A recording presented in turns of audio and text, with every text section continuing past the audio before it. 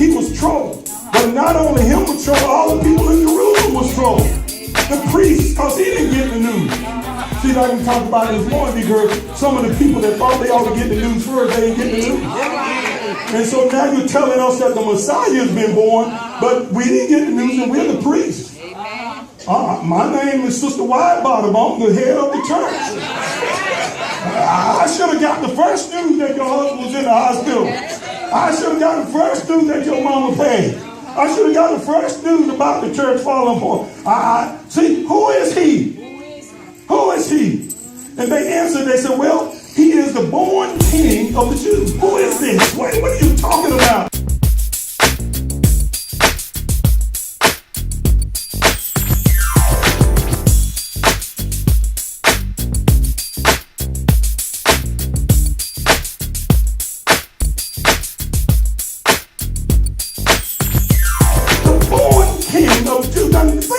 For a minute. Let me see. You understand when you're born, you have a destiny? Okay. All right. Let me go back over here. Well, let me talk to my people over here then. I love to hear somebody sing. But it's a whole different when they're born to sing. I love to hear somebody talk if they know what they're talking about. But it's a whole different when you hear somebody talking, you know God has anointed them to talk. I love to hear the man play the guitar. And as he played, if I can get the feeling that God has anointed him and appointed him, even from his mother's womb, that he was going to be a guitar player, it makes a whole lot of difference than the anointing of God. Ain't nobody saying that. Somebody else say amen. So it makes a difference when you're born to do what you do. I'm just not singing this song just to sing it, to make you happy. But the Spirit of God has birthed me to preach this word. Even in my mom's womb, I was picking out to see there was movement in the womb of Mary. Tell nobody saying this. I got to get out of here and play. That's what I do. Oh, y'all don't want to pray with me today. Job 23. Job 23. Let me tell you something. So they come into there, and everybody's troubled. Okay, and verse 4, and Herod gathers them together along with the chief priests and the scribes of the people. Y'all reading with me? And he demanded of these wise men, said, where is Christ going to be born? I want to know if there's going to be a wise king, if there's going to be a king in my neighborhood. And they said, and he got all the priests together that wasn't invited to the party, you know. And they said, well, I'll tell you what, the scripture says this. O thou Bethlehem, the land of Judah, art thou not the least among the princes of Judah? For out of thee shall come a governor. He shall rule my people Israel. So they tell the king, so now if that Messiah is coming, he's coming in Bethlehem. So Herod then gets him a committee. You know how churches get committees? Amen. Beware of committees. Committees try to make things go their way. Twist things around. So he gets a committee and then he goes to them. And then he says, verse 7, he calls them in privately to the wise man and said, now look, now you come in my city with all this stuff. And for some reason, people now are moving around. And they're weary. They're not the king of this place. And you tell me there's a king you're supposed to be born in this area. Amen. He said, now look, now, I tell you what now, in the Bible said, first thing he said, well, when did you see the star appear?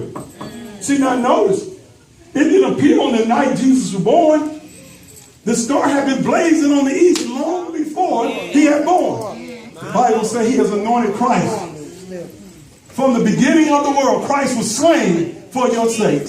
Long before Christ came in a body in Jerusalem, he was already had died for your sake in the mind of God. See, God don't wait for nothing to happen because it's already up there.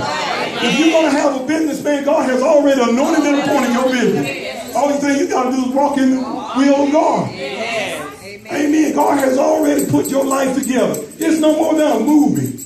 And they're looking at the rerun. Because God has guided your footsteps. The footstep of a righteous man is always guided by the Lord. Somebody ought to say amen. Amen. So here we are in Persia. They see the star there. And they said, well, about 2 years ago, we saw the star. And we started, as soon as we saw it, we started walking across the desert. And we knew if we could get to Jerusalem, that's the headquarters of the Jews. So it's going to take about 1.5 to 2 years for them to get there. So the child now is about 2 years old. Amen. Amen. So by the time the wise men get into Jerusalem, he's 2 years old.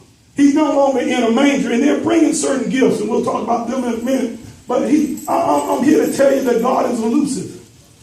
You see, you think you got it because you can preach a little bit, but you ain't got it. All right. You think you got it because you can prophesy a little bit. You ain't got it yet. You ain't got that yet. Job says it this way. Job 23:8. What does he say? Behold, I go forward. I go forward. But he is not there. He ain't there either. And backward. And backwards. But I cannot perceive him. I can't perceive him when I back up. On the left hand. Yeah. Where it doeth work. But I cannot behold him. I can't feel him over there either. He hideth himself on the right hand. Yes, sir. That I cannot see him. But he knoweth the way that I take. And when he has tried me, I shall come forward. Here we go. Come on, somebody. When he has tried me into the fight, I shall come forward. And here we go. Amen. So go.